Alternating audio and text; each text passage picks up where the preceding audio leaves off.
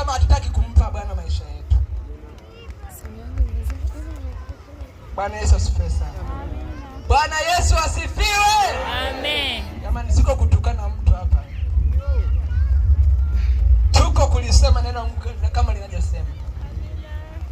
Sasa wewe unataka unendepeane kama tikiti maji, halafu baadaye uanze kusumbua madaktari kwamba jamani pressure za wapi? Tudili na lile swala ambalo limekuwa dharura, lakini mtindo wa maisha tubadilishe.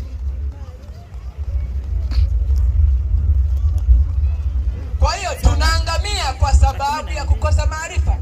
Na maarifa hayo neno tunasema kwamba kumcha Bwana ndio chanzo cha maarifa. Kwa hiyo tukiunganisha jumbe hizo mbili tunaona kwamba maangamivu yetu yanatokana na kukosa maarifa.